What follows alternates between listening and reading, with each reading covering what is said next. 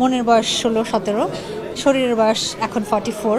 আমি যদি এখন দুই ঝুটি করে অ্যাক্টিং করি হেলে দুলে, এটা আমি মনে হয় না বিশ্বাসযোগ্যভাবে করতে পারবো। আসলে না আমার না কি যেন হচ্ছে, হ্যাঁ যত দিন যাচ্ছে যত বয়স বাড়ছে আমার মনে হয় তত বেশি আমি খুঁতখুঁতে হয়ে যাচ্ছি, তত বেশি পারফেকশনিস্ট হয়ে যাচ্ছি। তো কাজের ব্যাপারে যেরকম মানুষ পছন্দ করার ব্যাপারে তো আরও বেশি। হ্যাঁ, তো হ্যাঁ মনের বয়স আমার আটকানো, হ্যাঁ মনের বয়স আটকানো, বাট কিন্তু ওই একদিন করে তো আমরা আসলে সবাই মৃত্যুর দিকেই আগাচ্ছি, তো এটা তো সত্যি। প্রথম কথা হচ্ছে আমি নিজেকে ওরকম রূপসী মনে করি না।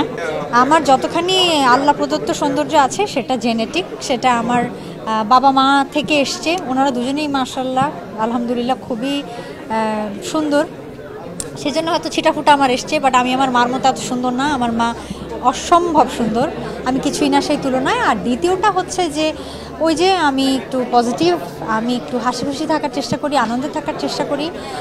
হ্যাঁ দুঃখ থাকে মানুষের জীবনে, যেমন আমি বললাম যে এখন আমরা সবাই একটু আপসেট ডিপ্রেসড, কিন্তু বেঁচে থাকতে হবে, আনন্দে থাকতে হবে, জীবন তো চলে তাই না, থেমে তো থাকে না।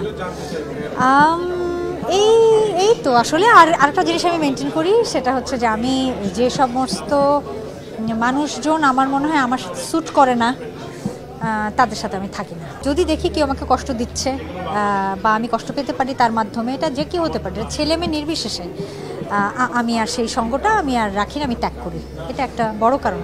মনের বয়স 16-17, শরীরের বয়স এখন 44+।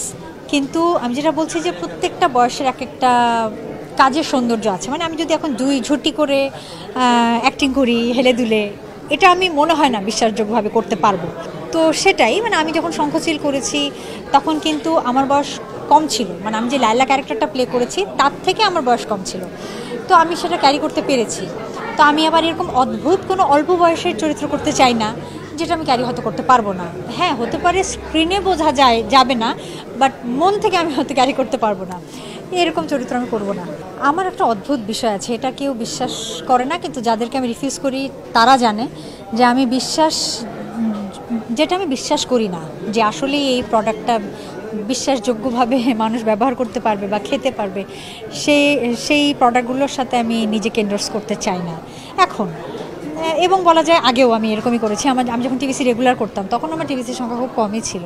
তো এই ধরনের কিছু অদ্ভুত ব্যাপার আমার মধ্যে আছে যে আমি বিশ্বাসযোগ্যভাবে না করতে পারলে সেই কাজগুলো করি না। অ্যাটলিস্ট আমার মনে হয় ক্যারিয়ারের এই পর্যায়ে বা বয়সের এই পর্যায়ে এসে এগুলো কারো মেনটেন করা উচিত, আমি চেষ্টা করি করার।